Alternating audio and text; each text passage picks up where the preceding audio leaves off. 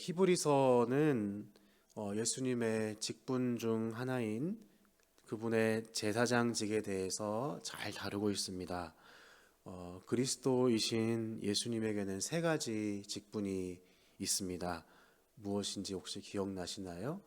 예수님은 왕이시고 선지자이시고 제사장이 되어 주십니다.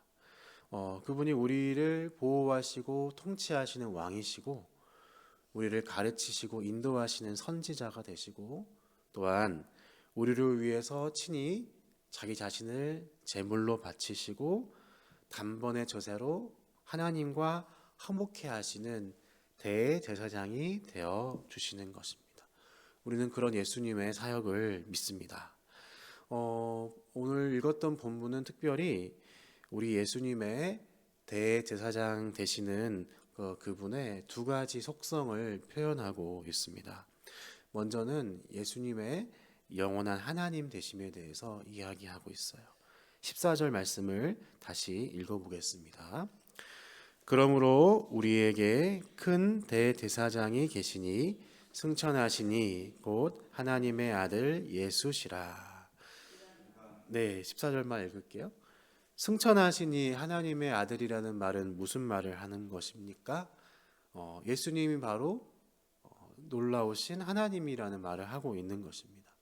그분은 절대자이시며 창조주 되어주십니다. 그분은 온 세상의 주관자이신 것이죠. 우리는 예수님이 단지 그냥 사람이 아니라 영원하신 하나님이심을 믿는 사람들입니다. 아멘. 그와 동시에 15절은 이렇게 말하고 있습니다. 함께 읽어볼게요. 우리에게 있는 대제사장은 우리의 연약함을 동정하지 못하실 리가 아니요 모든 일에 우리와 똑같이 시험을 받으신 이로되 죄는 없으시니라. 예수님이 우리의 연약함을 동정하시고 똑같이 시험을 받았다라는 말은 무엇을 이야기하고 있는 것입니까? 예수님은 영원하시고 전능하신 하나님이심과 동시에 우리와 같은 똑같은 연약한 육체를 가지고 오신 분이라는 것을 이야기하고 있는 것입니다. 예수님의 육체를 찌르면 피가 나오고 맞으면 멍이 들고 우리도 하루 종일 피곤해서 커피 없으면 못 사잖아요. 그와 같이 예수님도 지치고 힘들고 연약한 육체를 가지신 분이라는 것입니다. 예수님은 영원하신 하나님이심과 동시에 예수님은 우리와 똑같은 육체를 가지신 분이십니다. 그래서 결론적으로 16절은 이렇게 이야기하고 있습니다. 우리는 긍휼하심을 받고 때에 따라 돕는 은혜를 얻기 위하여 은혜의 보좌 앞에 담대히 나아갈 것이니라. 예수님이 완전하신 하나님이시고 예수님이 완전하신 인간이시기 때문에 이 사실을 굳게 붙잡아서 하나님께 나아가야 된다, 이 얘기를 하고 있는 것입니다. 우리가 익히 알고 있는 그런 내용이죠. 예수님은 완전한 인간이시고 완전한 하나님이시다. 그리고 그것을 우리가 붙잡아야 된다. 이 내용에 대해서 부정하는 사람은 아무도 없을 것 같습니다. 하지만 이 핵심적인 기독교 신앙의 교리가 우리의 머리와 지식으로서는 긍정이 된다고 하더라도 그게 중요한 줄은 알겠는데, 그게 정말 맞는 줄은 알겠는데, 이것을 붙잡는다는 것이 무엇인지, 이것을 붙잡고 담대히 나아간다는 게 무엇인지, 우리의 일상생활에서 그것을 붙잡는다는 게 무슨 말인지 잘 와닿지 않는 것 같습니다. 왜 그렇습니까? 우리 모두에게는 지금 당장에 내 눈에 보이는 붙잡을 수 있고 나의 도움을 구하러 나갈 수 있는 그런 사람이 필요하기 때문입니다. 우리 모두 쉽지 않은 인생을 살아가고 모두 힘겨운 광야를 지나가고 있습니다. 가만히 더 뒤돌아 생각해 보면 그 누구도 나라는 사람을 완전히 알아주고 도와주고 위로해주는 사람은 없어 보입니다. 그래서 다급하게 손에 와닿고 내 옆에 바로 만질 수 있는 그런 구원자가 나를 향해 위로해주는 따뜻한 음성과 눈빛을 보내주기를 원하는 것입니다. 여러분 남자들 가운데 해병대 나오신 분들이 있잖아요. 이분들이 이제 해병대 전우회를 이렇게 만들어서 이렇게 하죠. 전역한 지 오래되었지만 연세가 많으신 그 할아버지가 되다 하더라도 한 번 해병이면 영원한 해병이라고 외치면서 자기들끼리 만나면 서로 기수를 말하고 반가워하고 서로 의지하고 챙겨주지 않습니까? 그것은 왜 그런 것일까요? 같은 학교 출신들, 특별히 같은 고등학교 출신들끼리 만나면은 전혀 모르는 사람들인데 그 즉시 형님 동생하고 언니 동생하고 서로를 밀어주고 끌어줄까요? 외국에 나가서 한국 사람들을 만나면 그렇게 반갑고 신뢰하게 될까요? 어린 시절 같은 교회 출신이라는 사실을 알면 어찌나 반갑고 어찌나 친밀하게 느껴질까요? 같은 선교단체에서 훈련받았다는 그런 이야기를 들으면 그 사람에 대한 마음의 거리는 확 가까워지는 것을 느끼게 될 것입니다. 이러한 목록들을 나열한다면 끝이 없을 거예요. 우리에게 나와 비슷한 경험을 하고 나와 비슷한 성향과 배경을 가진 사람이 있다면 그 사람이 나를 이해해주고 나를 도와주고 나를 공감해 줄 것이라는 어떠한 믿음이 있기 때문인 것입니다. 그래서 그들을 붙잡고 그들을 향해서 나아가게 되는 것이죠. 반대로 나 또한 나와 비슷한 배경과 나와 비슷한 경험을 가진 사람들을 도와줄 수 있고 위로해 줄 수 있을 것이라고 생각하는 것입니다. 하지만 결국 우리는 무엇을 경험합니까? 그 사람들과의 그 관계에서 서로를 향해서 위로와 긍휼과 도움을 받는 것이 실패한다는 것을 경험합니다. 우리가 외국에 나가면 가장 믿지 않아야 될 사람이 누구라고 얘기합니까? 한국 사람들 믿으면 안 된다 얘기하죠. 하필 동창 선후배에게 속아서 사기를 당합니다.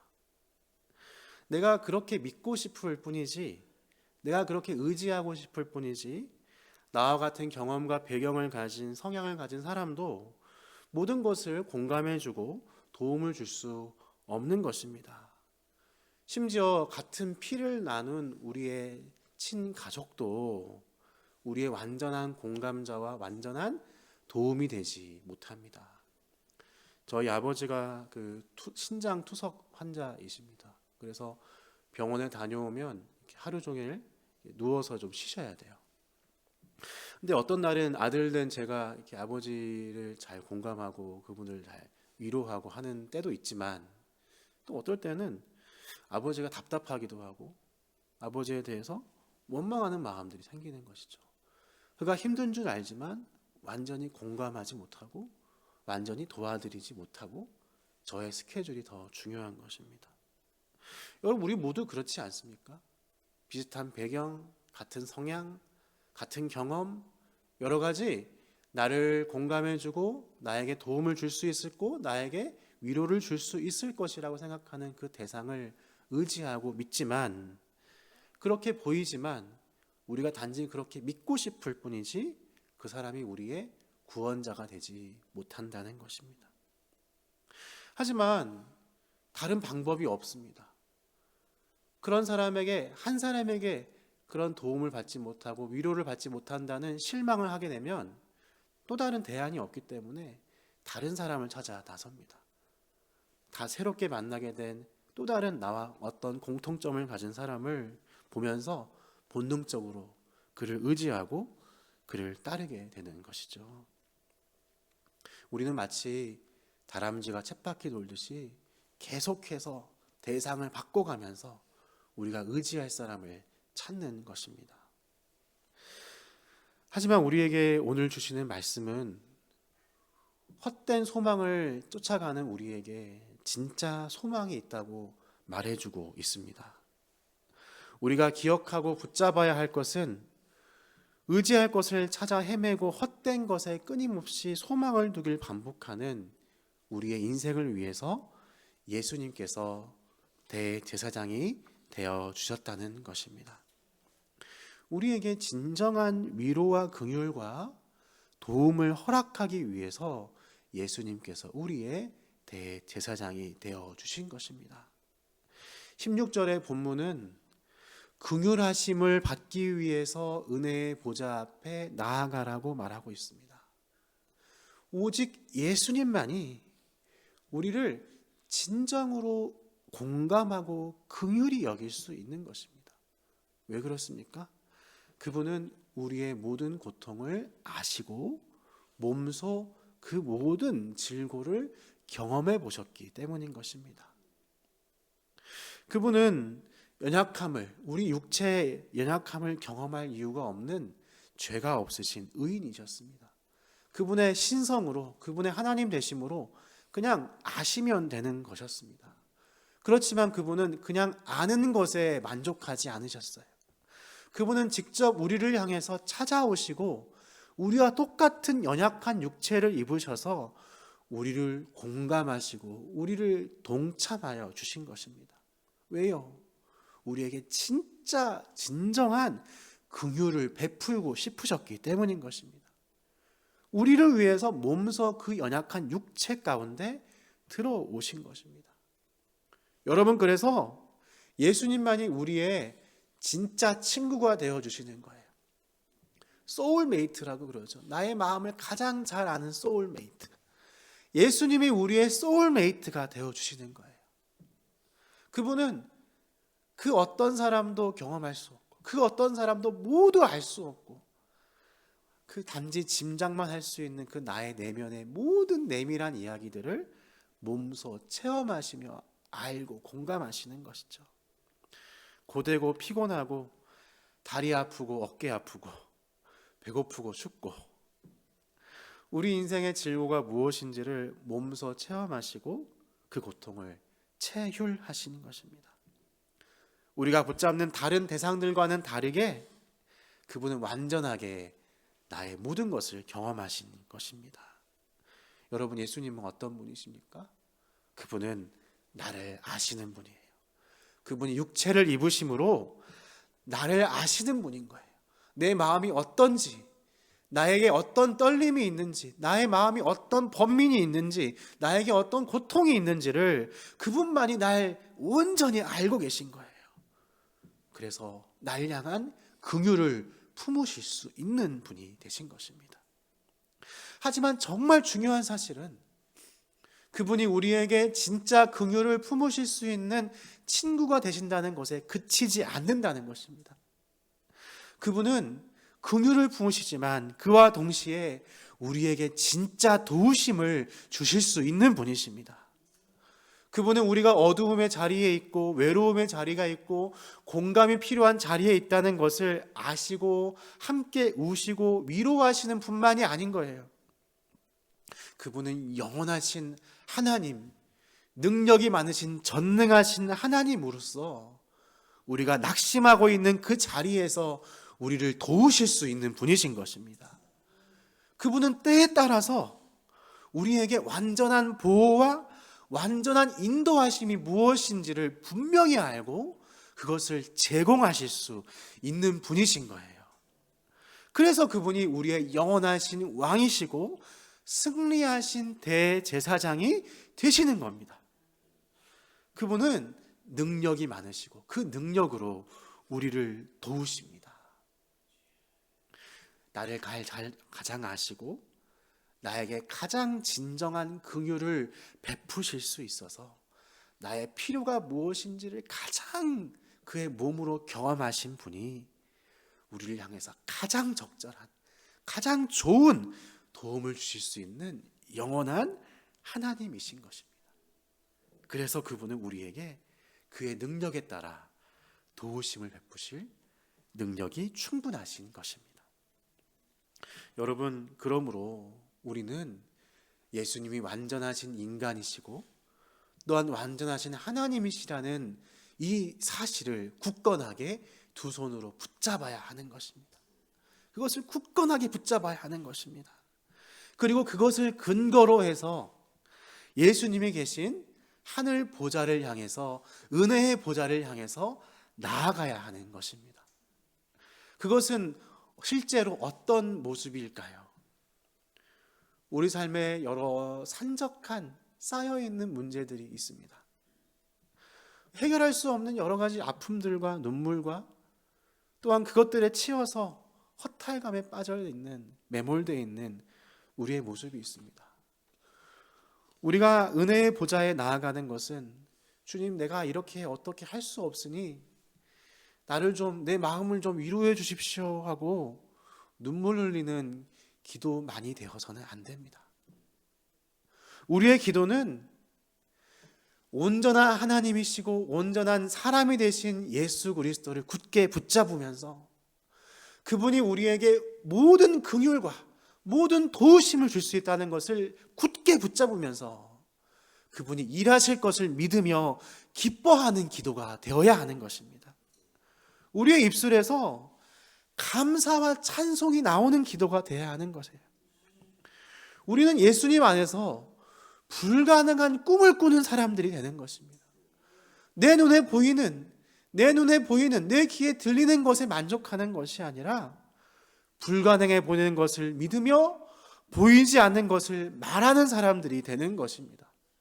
세상은 이것을 정신승리라고 말하겠죠. 단지 자기 위로라고 얘기하겠죠. 그러나 우리는 그렇게 말하지 않습니다. 왜요? 사망의 권세가 예수 그리스도를 붙잡아 맬 수 없었기 때문인 것입니다. 그분이 승리하셨고 그 승리하신 대제사장이 우리와 연합하시고 하나 되셨기 때문인 것이죠. 그래서 사망의 권세가 나 또한 어찌할 수 없이 나를 맬 수 없는 것이 된 것입니다. 우리는 그분 안에서 기적을 기대하는 것입니다. 그분은 분명히 우리가 이 아침의 자리에 나와 은혜의 보좌를 향해 나아갈 때마다 우리의 기도를 듣고 계시고 우리의 그 작은 눈물도 외면치 않으십니다. 요한계시록에 보면 그 눈물들을 유리병에 담아 놓는다 말씀하고 계세요. 모두 기억하고 계세요. 우리가 나와 드리는 모든 기도들을 듣고 계세요. 그리고 그분이 주시는 가장 좋은 것으로 때에 따라 돕는 은혜를 주시는 것입니다. 우리는 그것을 믿는 거예요. 우리 교회 공동체 또한 마찬가지입니다. 분리개척 이후에 새로운 담임 목사님과 함께 새로운 영적 단계로 나아가고 있습니다. 여러 가지 우리가 사랑했던 멤버들이 떠나감으로 인해서 우리 교회적으로 어려움이 있을 수도 있고 힘듦이 있을 수도 있습니다. 어쩌면 낙심이 될 수도 있고 시험이 있을 수 있습니다. 여러분, 그러나 분명한 사실은 예수님께서 우리를 이 상태에 어떤 낙심의 상태에 머물게 하시지 않을 것이라는 거예요. 그분은 우리에게 더 큰 것을 보여주실 거예요. 온전한 하나님이신 우리 예수님께서 우리 눈에 보이는 어느 정도 단계가 아니라 하나님이 주시는 큰 비전을 향해서 우리 교회 전체를 이끌어 가실 것입니다. 그분의 놀라우신 계획이 있는 것이에요. 그래서 우리 마음 가운데 기쁨이 있어야 되는 것이고 그분이 하실 것에 대한 기대가 가득 차야 되는 것입니다. 우리에게 실력이 있어서가 아니고 우리에게 믿음이 좋아서가 아니라 우리의 연약함, 우리 교회의 연약함을 친히 몸소 체휼하시고 아시는 그분께서 우리를 긍휼히 여기사 때에 따라 돕는 은혜를 베푸실 것이기 때문입니다. 그러므로 우리는 감사해야 돼요. 기뻐해야 돼요. 믿음의 이야기를 해야 되는 것입니다. 서로를 믿음으로써 굳게 세워나가야 되는 것입니다. 우리를 그렇게 세우신 온전하신 하나님이시자 온전하신 인간이신 대제사장 예수 그리스도를 의지하면서 함께 기도하는 이 아침의 시간이 되면 좋겠습니다.